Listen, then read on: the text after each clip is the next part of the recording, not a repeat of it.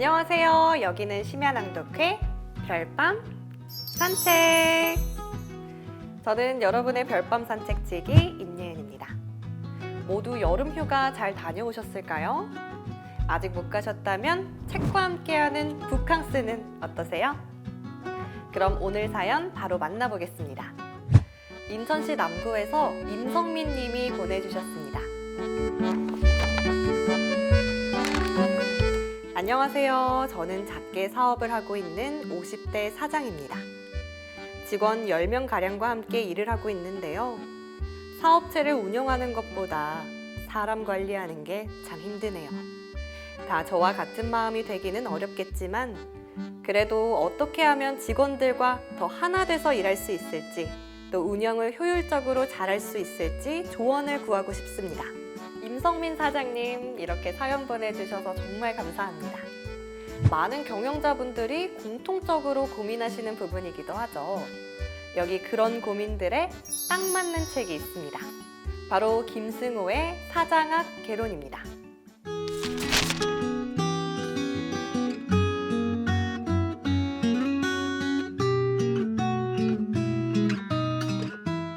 저자 김승호, 어디서 많이 들어본 듯한 익숙한 이름이죠?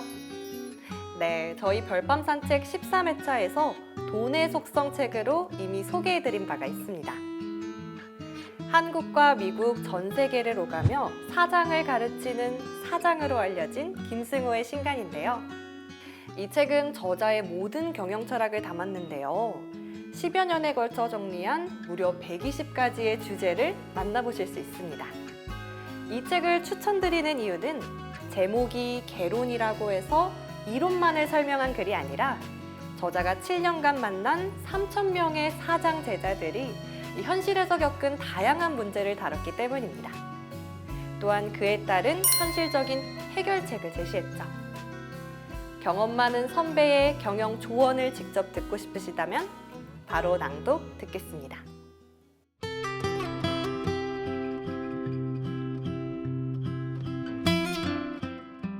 사장학 개론.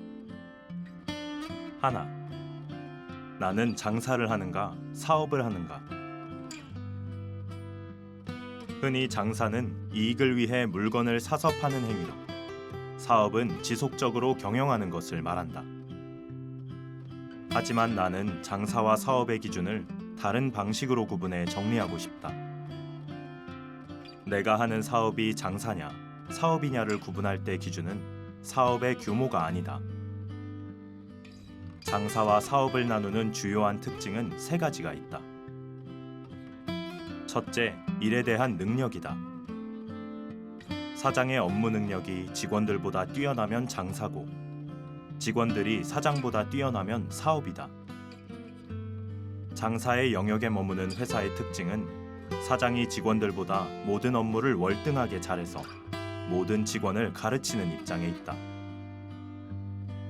직원들보다 테이블도 야무지게 잘 닦고 음식도 잘 만들고 홍보도 잘하면 장사다. 직원들보다 엑셀도 잘 다루고 컴퓨터도 잘 고치고 포스터 디자인도 잘하면 장사다. 직원들보다 지게차도 잘 다루고 근무 시간표도 잘 짜고 구매 흥정도 잘하면 장사다. 우리는 이런 사람을 다재다능하고 성실하고 유능한 리더로 알고 있지만 결국 혼자 일하고 자신을 대신할 인재를 키우지 못하고 아무도 믿지 못하는 사람일 수 있다. 이런 사람들은 절대 사업의 영역으로 넘어가지 못한다.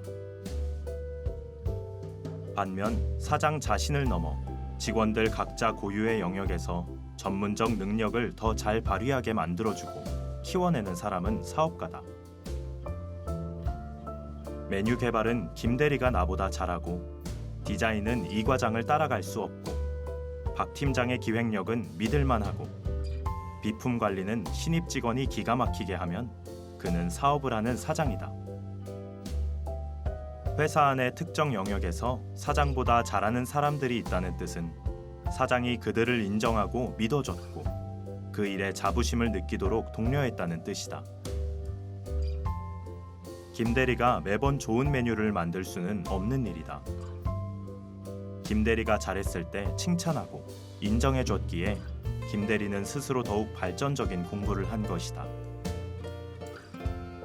결국 사장을 대신해서 맛과 효율과 이익이 있는 제품을 만드는 능력을 갖추게 되었다.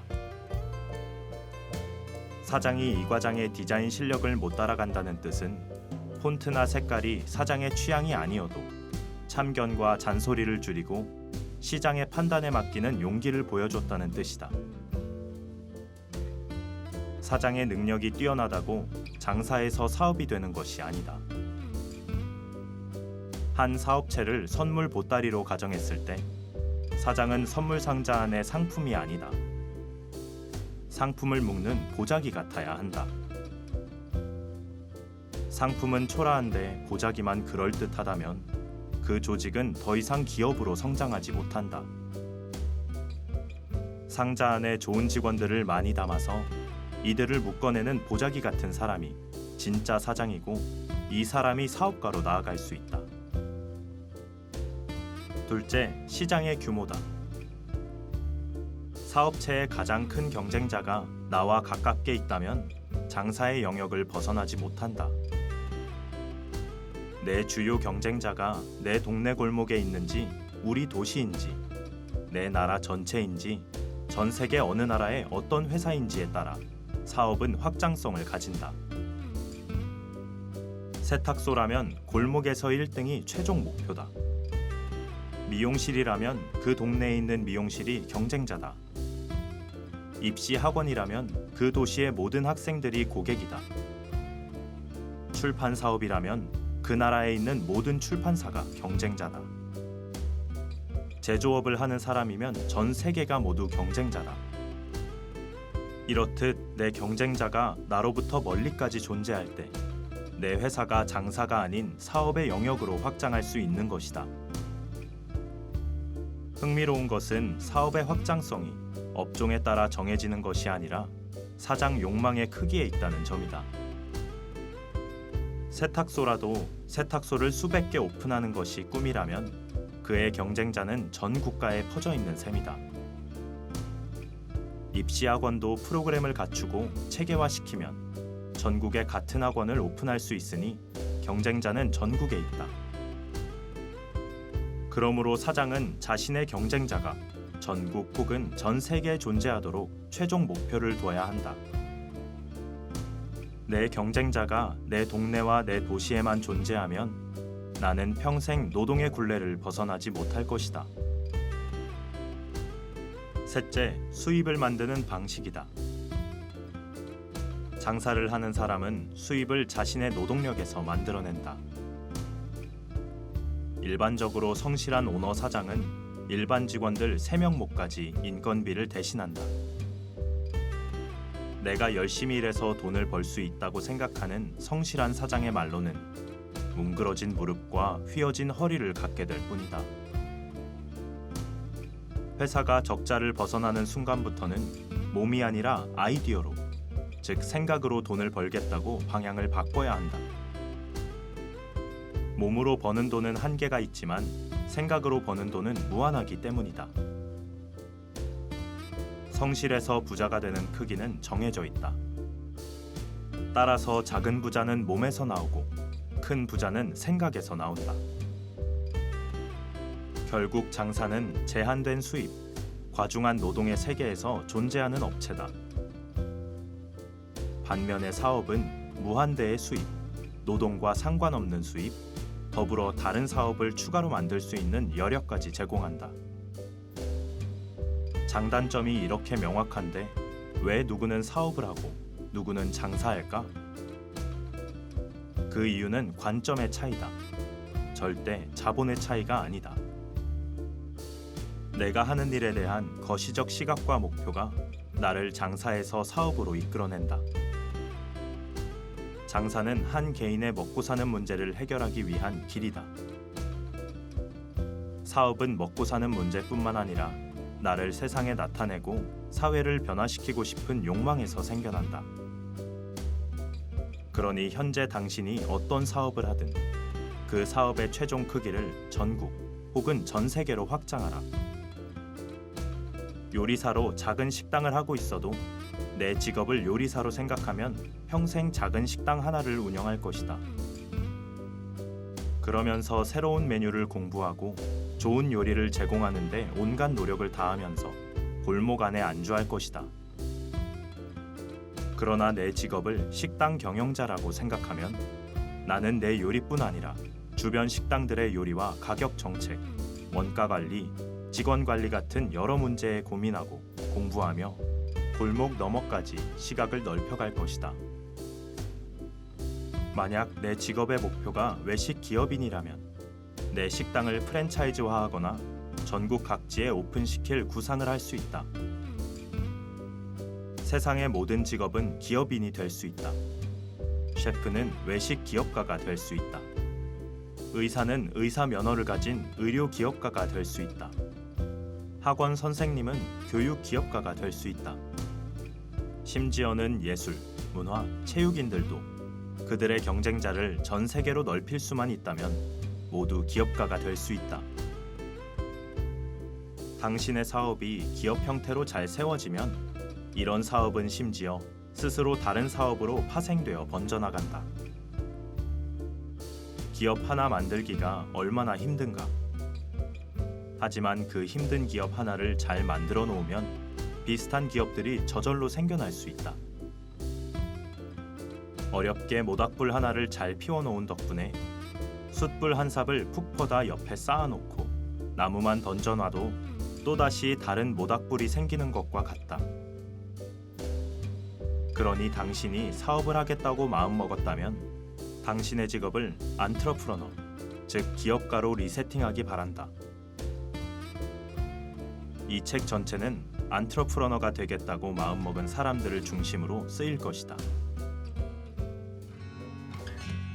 13. 사업이 망해가는 12가지 징조. 전작 생각의 비밀에서 7년 전에 쓴 내용이지만 여전히 관점의 차이가 없어 몇몇 단어를 제외하고는 거의 수정없이 옮겨놓을까 한다.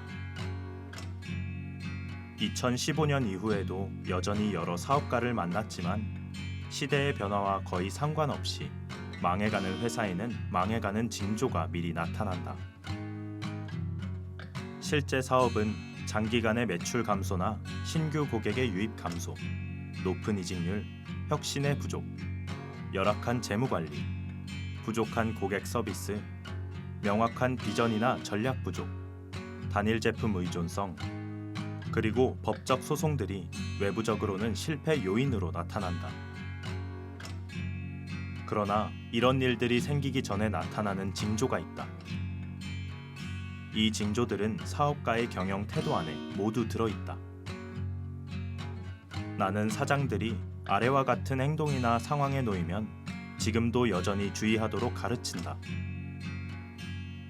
대부분은 그동안 회사를 잘 키워놓고도 방향성을 놓쳤거나 성장이 이어지지 않거나 혹은 단순히 흥미를 잃기 때문이다. 정신적으로 지쳐서 도피하려는 사장들도 있다. 자신이나 혹은 투자한 회사의 이해관계가 다음 상황에 해당하는지 살펴보기 바란다. 1. 정치인이나 기자들의 도움을 받아 사업체를 키우고 싶어 할 때. 정치인이나 신문 기자들은 불가근 불가원의 기준을 가져야 한다. 정상적이지 않은 힘에 기대어 어떻게라도 한 번에 사업을 키우려는 태도는 결국 끝나게 돼 있다. 2. 하급 직원들에게 업무 지시나 업무 확인이 눈에 띄게 줄 때. 이런 경우는 매우 심각한 상황이다. 지시를 내리고 관리할 사람이 사라진 경우다. 3. 사장이 어디 있는지 직원들이 자주 모를 때. 여자를 만나거나 도박을 하거나 사업이 더 이상 살아남을 수 없다고 생각되는 상황이다. 4. 고급 취미에 관심을 갖고 그림, 자동차, 정원수 등과 같은 것에 빠질 때. 스스로 사업가가 아니라 고상한 인물이 되려 하나 사업도 지키고 고상함도 지킬 수 있는 경우는 그다지 많지 않다. 특히 자수성가한 사람이 이러면 이대까지 갈 수도 없다. 5. 연예인, 정부 고위 관료, 정치인들과 어울리기 시작하고 그것을 자랑할 때 자신의 가치를 그런 유명인과 동일 선상으로 높이고 싶은 마음이지만 들어가는 돈에 비해 이득이 없다. 가장 부실한 투자 중 하나다. 6. 사장 주변에 새로 사귄 친구들이 안내도 받지 않고 회사를 들락거릴 때 회사 내 정규 라인이 사라지면 이렇게 된다. 직원의 권위가 존중되지 않고 이런 사장 친구들이 늘어나면 직원들에게 지시하는 친구들도 생긴다. 7. 사장이 사장직을 전문 경영인으로 대신하고 회장이나 다른 타이틀을 모으러 다닐 때 경영보다 타이틀에 관심을 가진 사람이 다시 경영으로 돌아오려면 한 번 망해야 가능하다. 8. 신문이나 잡지에 팔짱을 끼고 찍은 사진이 나오거나 방송 출연이 잦아질 때 세상에 나를 자랑하고 싶거나 동창들에게 칭찬 전화를 받고 싶은 마음이 커질수록 한때 성공했던 사람으로 남을 가능성이 가장 크다. 9. 경쟁자들을 얕보고 공공연히 무시할 때 경쟁자를 무시하는 것은 자기 사업의 산업 자체를 욕하는 것과 같다. 그 산업에 애정이 사라지면 사업도 사라진다. 10. 가족이라는 이유로 요직에 들어오고 임원 자리에 측근들이 가득 찰 때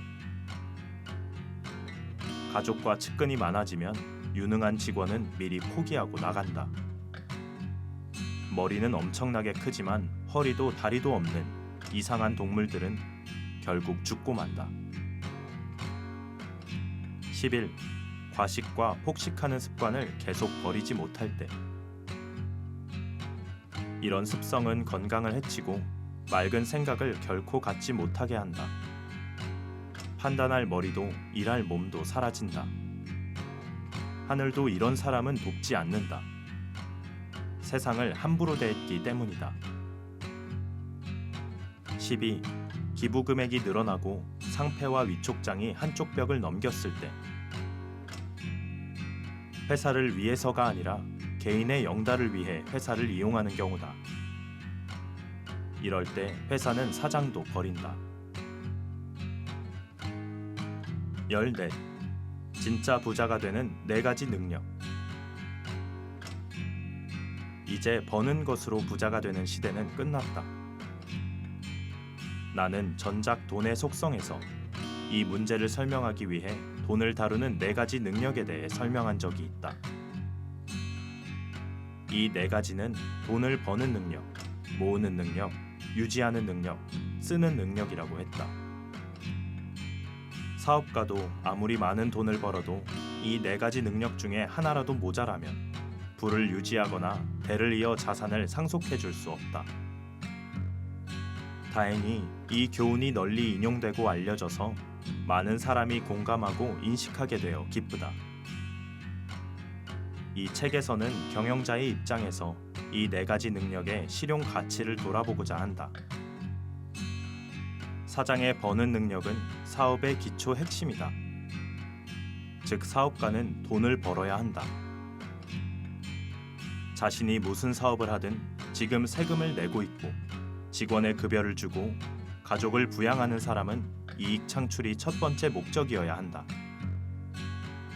심지어 의료업, 교육업, 예술 문화산업 등과 같이 공적 가치가 존재하는 사업들도 모두 이익을 낼 수 있어야 한다. 환자 입장에서는 의사가 돈을 벌지 못해 망하는 병원보다 돈을 많이 벌어 병원을 유지하고 있는 것이 낫기 때문이다. 왜 교육 사업자는 돈을 벌면 지나치다고 말할까?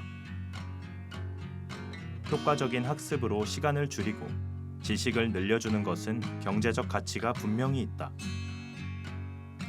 사업가라면 소비자를 속이거나 사기를 치지 말고 세상에 편의를 제공함으로써 얻는 모든 이익을 자랑스럽게 생각해도 좋다.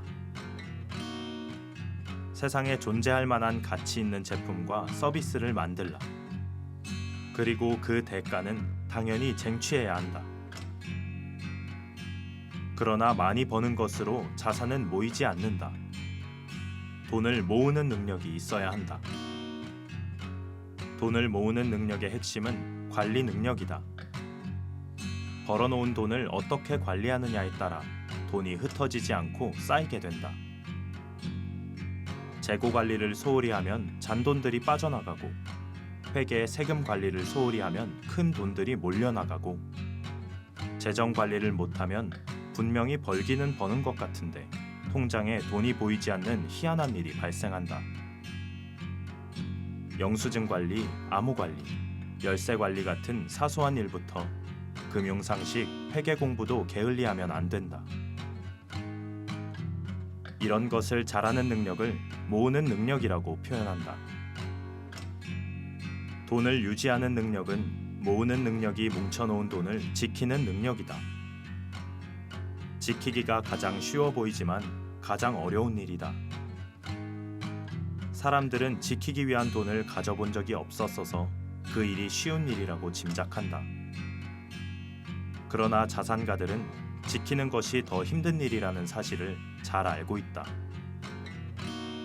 그래서 부자들은 재산 증식보다 지키는 것에 더 많은 시간을 들인다. 이 능력은 버는 능력이나 모으는 능력과는 전혀 별개의 능력이다. 경영자들은 성향상 수비보다 공격이 능하다. 상대적으로 버는 것은 잘하는데 지키는 것은 약하다. 그래서 순식간에 번 것을 잃기도 한다. 유지를 잘하면 일단 지금부터는 다시 가난해지는 일은 없다.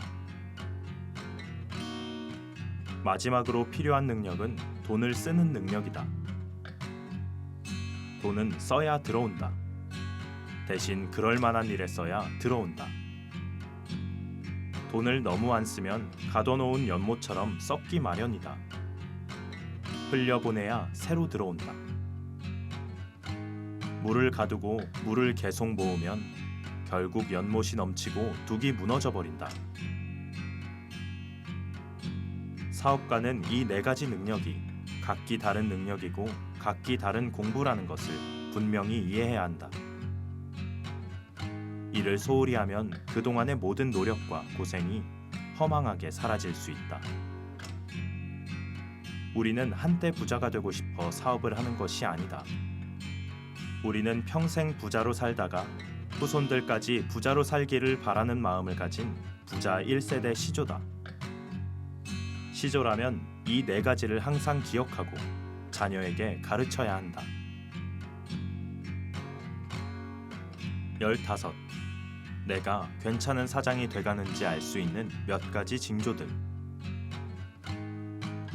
직원들에 대한 기대가 줄어든다. 그들은 나와 다른 삶의 가치, 삶의 방식이 있다는 것을 인정하고 나처럼 일할 사람은 없다는 것을 알게 된다.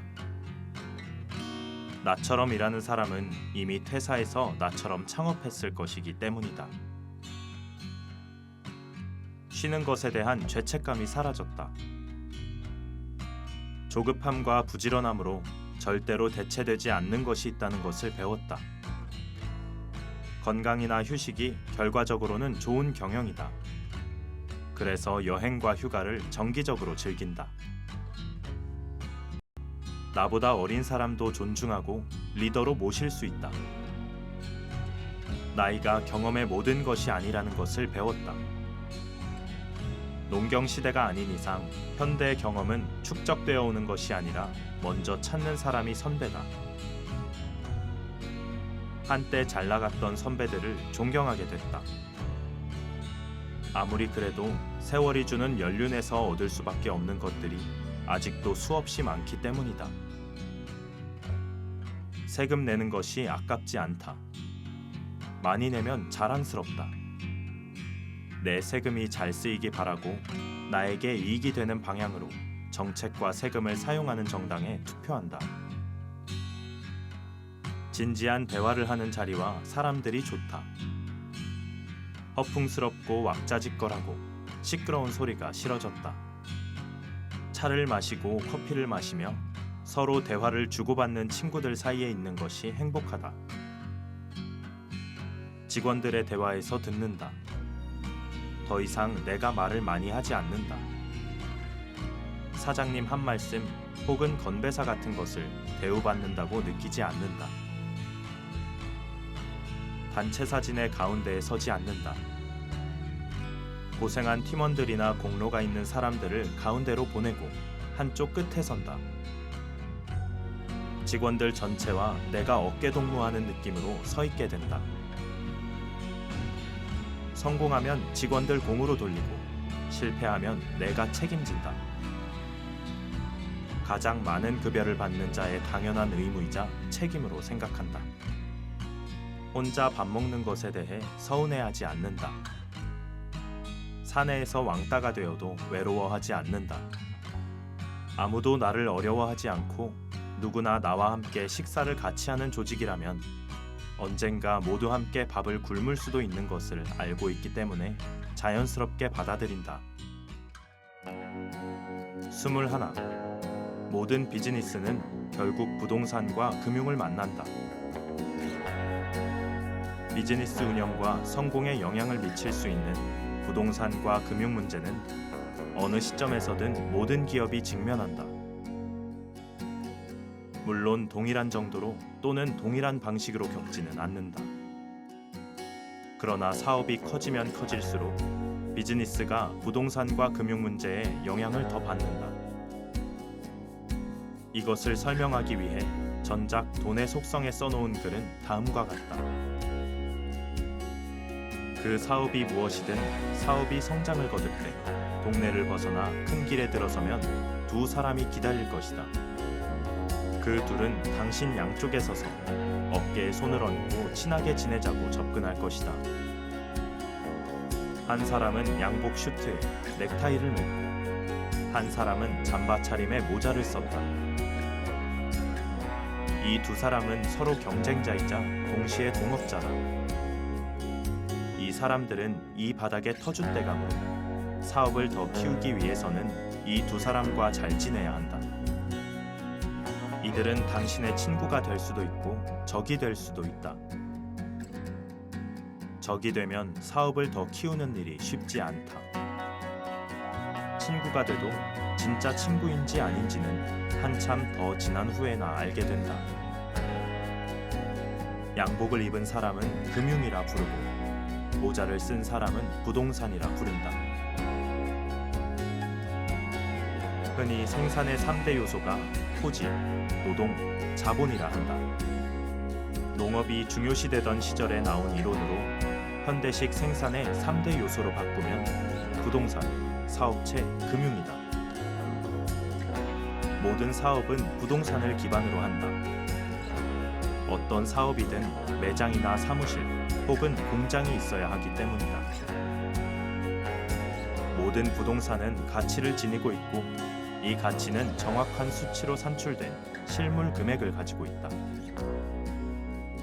실물 가치를 지닌 변동적 자산은 모두 이자를 만들거나 배당을 지불한다.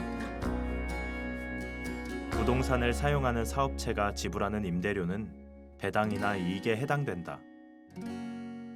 임대료를 지불할 수 있는 사업체가 있다는 뜻은 부동산과 긴밀하게 연결돼 있다는 의미다. 임대료를 지불할 수 있는 것 자체가 부동산을 매입하거나 개발할 힘을 가진다. 따라서 부동산 소유자들과 긴장이 생긴다. 부동산 사용자가 될 수도 있지만 부동산 구매자가 될 수도 있는 것이다. 즉, 부동산을 살 수 있는 구매 자격을 가져 현재 사업체와 부동산을 연결하면 기존 사업 못지않은 지속적인 이익 구조를 만들 힘을 소유한 것이다. 결국 사업을 잘해서 어디든 매장을 열어도 임대를 낼 여력이 있는 회사를 소유했다면 수많은 부동산을 소유할 수 있는 자격이 생긴 것이다. 이때 금융이 도와 융자의 도움을 받으면 회사의 자산 구조에 사업체와 부동산 소유라는 두 가지 이익 구조가 나타난다. 상대적으로 부동산은 사업체보다 안전 자산에 속하기에 수익에 비해 높은 가격에 거래되는 특성이 있다. 수많은 회사가 부동산을 소유할 수 있고 소유하고 있는 이유가 바로 이것이다. 사업체는 시장을 장악하고 성장률을 유지하기 위해 투자금을 모으고 인수합병이나 기업 공개를 통한 상장까지 가야 하는 상황에 놓이게 된다. 이 모든 과정에 금융은 관여하게 된다. 투자의 종류와 방향에 따라 금융 자본은 회사의 조직과 지분, 그리고 이익 배분 방식을 결정하려 하고 이 협의에 따라 회사는 금융 조직과 동업의 길을 걷게 된다. 스타트업 회사 같은 경우에는 프리시드, 시드, 시리즈 A, 시리즈 B와 같이 연쇄적인 투자 진행을 받으며 지분을 희석하는 과정이 있고 자본의 금액과 성격에 따라서 창업자의 지분 이상을 요구하거나 신주 발행에 관여하는 식의 경영 참여를 하기도 한다. 자본이 회사 안에 들어온다는 뜻은 신용이 자산이 되기 시작했다는 뜻과 같다. 이때는 더 이상 창업자가 자기 사업을 잘한다고 해서 모든 것이 끝나지 않는다. 금융조직과 잘 지내고 자본을 이해해야 존립할 수 있는 단계로 넘어간 것을 뜻한다. 수입의 발생 방식은 몇 가지로 나뉜다. 먼저 자기 노동력이 곧 수입이 되는 임금 노동자나 자영업자들이 있으며 다른 사람의 노동력과 자본으로 수입을 만드는 기업가들도 있다. 그리고 금융과 합작해 신용을 통해 미리 이익을 현금화하는 방식이 있다. 이토록 사업은 커지면 커질수록 금융과 손을 잡을 수밖에 없다. 금융은 정교하고 날카로운 칼을 가지고 있다. 이 칼은 언제나 앞뒤를 바꾼다. 필요하면 당신을 위해 당신의 경쟁자들을 물리쳐 주지만 상황이 돌변하면 칼이 당신을 향할 수 있다. 살과 뼈를 해체하듯 냉정하게 당신과 당신 사업을 해체할 수도 있다. 그러나 만약 부동산과 금융이 언제나 당신 편에서 일을 하게 만든다면 확장성과 안정성을 모두 갖춘 사업체를 소유하게 될 것이다. 또한 이렇게 커진 사업체는 규모를 키워나갈수록 부동산과 금융을 발밑에 둘 수 있게 된다. 더 이상 파트너 요구를 하지 않고 부하의 역할만으로도 당신 옆에 붙어 있기를 바라게 된다. 하지만 여전히 방심하면 안 된다. 금융과 부동산은 언제나 세상의 강자였다. 강자에게 약하고 약자에겐 강한 역할을 하며 오랜 세월을 버텨냈다. 당신이 방심하는 순간 언제나 발밑에서 칼날이 날아들 것이다. 자신의 사업에만 노력하지 말고 같은 열정으로 금융과 부동산도 함께 공부하기 바란다. 세상에 이름을 알린 모든 경영자들은 이 둘을 모두 제압하고 그 자리에 있는 것임을 기억하기 바란다. 22. 경영자가 주의해야 할 호칭들. 아직도 사장들 입에서 자기 회사의 여성 직원들을 여직원이라고 부르는 사람들이 있다. 우리는 남자 직원을 남직원이라 부르지 않는다. 여직원이라는 용어는 한국 산업화 초기에 회사 내 잡일을 거들었던 일부 여성들을 지칭하는 용어로 시작됐다. 이제 여성들은 남성들과 동등한 업무를 하는 동료들이다. 회사의 남자 직원들을 남직원이라고 부르지 않는 사람은 여직원이란 말도 하면 안 된다. 폄하할 의도가 없어도 남에게 그런 단어를 사용하면 듣는 사람도 당사자 직원도 기분이 상할 수 있다. 내 수업에서 거의 절반에 가까운 여성 경영자들이 들어온다. 그들 중에 자기 직원을 남직원이라고 호칭하는 사람은 없다. 호칭에서 이런 편견을 지워내야 한다. 조심해야 할 호칭에는 다음과 같은 것들이 있다. 이런 호칭에는 사회적 편견이 들어있기에 당신의 품위를 떨어뜨린다. 여직원, 여사장, 여배우, 정상인, 장애우, 처녀작, 여편네, 미망인, 학부형, 혼혈아, 탈북민, 조선족, 불법 체류자, 짱깨, 쪽발이 잡상인, 군발이 짭새, 미혼모, 촌놈, 빙부, 빙모, 외노자, 미수가, 집사람, 안사람, 가정부, 배달부 등이다. 당신이 평소 이런 말을 사용한다면 편견 있는 세계관을 갖고 있다고 알리는 것이다. 편견이 담긴 용어들도 있다. 대표적으로 자매결연, 저출산, 유모차, 친가, 외가, 폐경기 같은 단어들이다. 심지어 직업적 편견을 갖고 부르는 호칭도 있다. 나는 병원에서 한 번도 의사 오빠라고 부르는 말을 듣지 못했다. 하지만 간호사 언니라는 호칭은 수시로 듣는다. 의사에게 오빠라고 부를 자신이 없는 사람은 간호사를 언니라 부르면 안 된다. 처음 골프장 필드에 가는 것을 머리 올리러 간다는 표현을 쓴다는 것을 듣고 그 경박스러움에 놀랐다. 골프장에 기생이 그렇게 많은지 몰랐다. 사회적 언어 수준이 그 사회의 수준이다. 사전에 있는 말이라고 모두 사용 가능한 것이 아니다. 경영자들부터 사회적 수준을 올려보자. 혹시 직원들에게 반말을 하는 사장들은 반말을 해도 나이가 있는 직원에게는 존대를 해야 하고 어린 직원에게도 야, 너 같은 호칭을 쓰면 안 된다.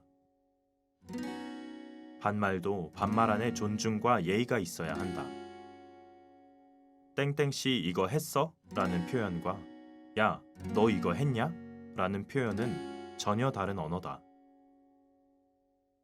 야, 너라는 호칭은 친구라도 주변에 다른 사람이 있으면 조심해야 할 호칭이다. 호칭은 상대에 대한 예의다. 반말을 해도 상대에 대한 예의를 갖추면 말도 저절로 다정하게 나오게 된다. 야, 너, 얘는 호칭이 아니라 멸칭이다. 아들이나 딸에게도 조심하기 바란다. 38. 사장이 되면 무슨 일이 생길까? 사업을 막 시작하면 대부분 사장들에게 이런 일이 발생한다. 근거 없는 비난, 조롱, 직장인보다 더 많은 근무, 가족관계 무너짐, 피곤, 주말 근무, 휴일 근무, 건강 악화, 인간에 대한 모멸감, 불안감, 친구들이 나뉘어짐, 직원에 대한 분노, 배신, 횡령, 신용불량, 갑을 관계 문제, 채무, 불량 채권, 수면 부족, 불면증, 휴가 없음, 자녀들과 함께할 시간 사라짐, 항상 밥값 내야 함 등이다. 사업이 자리를 잡기 시작해서 제법 사업체가 돌아가면 그때 남는 것들은 이런 것들이다. 근거 없는 비난, 조롱, 직장인보다 더 많은 근무, 가족관계 무너짐, 피곤, 주말 근무, 휴일 근무, 건강 악화, 인간에 대한 모멸감, 불안감, 친구들이 나누어짐, 직원에 대한 분노, 배신, 횡령, 신용불량, 갑을관계 문제, 채무, 불량 채권, 수면 부족, 불면증, 휴가 없음, 자녀들과 함께할 시간 사라짐, 항상 밥값 내야 함 등이다. 차이는 아무것도 없다. 그럼 이런 것들은 언제 없어지는 걸까? 스스로 없어지는 것은 하나도 없다. 단지 당신의 사업이 범접할 수 없을 만큼 커지면 이 중에 몇 가지는 사라지겠지만 그래도 여전히 당신을 따라다닐 것이다. 그래서 당신이 스스로 하나씩 찾아서 돌려놔야 한다. 근거 없는 비난은 칭찬으로, 조롱은 존경으로, 자유근무, 가족에게 어른이 되는 것, 활기, 장기 휴가, 정기 휴가, 건강, 인간에 대한 존중, 진짜 친구, 직원에 대한 애정과 감사, 충성심, 신용, 갑 같은 을, 잔고, 수익, 휴식, 일에 대한 자긍심, 보람 등으로 하나하나 바꿔가야 한다. 사장은 자기 삶의 가치를 스스로 만들어가는 사람이다. 남이 가져다 주는 것은 하나도 없다. 하나도 없다는 것은 슬프지만 동시에 행복한 일이다. 힘들지만 누구에게도 신세지지 않고 자신의 독립성을 유지할 수 있기 때문이다. 덕분에 누구 앞에서도 떳떳하고 비굴할 이유가 없다. 스스로 서 있는 것 자체가 행복이고 스스로 걷는 것 자체가 보람이다. 사업이 잘 된다고 바뀌는 것이 아니다. 내가 왜 사업을 했는지 그 근본을 잊지 말아야 한다. 그렇지 않으면 나를 위해 사업을 한 것이 아니라 사업을 위해 내가 사는 사람이 된다. 그러나 모두 바꿔도 하나는 바뀌지 않을 것이다. 밥값은 항상 당신이 내야 할 것이다. 42. 나이별로 버는 돈의 모습. 10대에 버는 돈은 솜사탕이다. 거품처럼 사라지고 잡기만 해도 녹는다. 이때 버는 돈이 의미 있게 사용될 리 없기 때문이다. 20대에 버는 돈은 모래다. 잡아도 흘러내리고 뭉쳐지지 않는다. 하고 싶은 거, 사고 싶은 거, 갖고 싶은 것이 많아 결코 손에 잡히지 않는다. 30대에 버는 돈은 종자다. 어떤 씨앗을 가졌느냐에 따라 남은 생이 바뀐다. 알곡을 가졌으면 몇 배로 키울 것이고 쭉정이를 가졌으면 있는 것도 사라진다. 40대에 버는 돈은 흙이다. 불에 달구면 벽돌보다 단단하다. 이때 모으지 못하고 배우지 못했으면 더 이상 기회는 없다. 50대에 버는 돈은 꽃이다. 가장 아름답지만 곧 시든다. 정점에서 내려오지만 다행히 모으고 유지하는 능력이 최고조에 달한다. 60대에 버는 돈은 소금이다. 아무리 멋지게 보려 해도 짠하다. 70대에 버는 돈은 피와 같다. 남은 목숨을 팔기 때문이다. 늦게 낳은 자식 때문이기를 바랄 뿐이다. 그 외엔 허망하다. 잘 들어보셨나요? 저는 성공한 사업가들의 공통점이 자기 일에 열정을 갖고 문제를 해결해 나가며 좌절과 실패로부터 곧바로 회복할 수 있는 회복 탄력성을 가진 사람이었다. 이 대목이 마음에 가장 와닿았습니다. 여러분도 기업체를 가진 사장은 아닐지라도 우리 모두 자신을 경영하는 경영자가 되어보는 건 어떨까요? 그럼 저는 다음에도 좋은 책과 함께 다시 찾아오겠습니다. 좋은 밤, 별밤 되세요.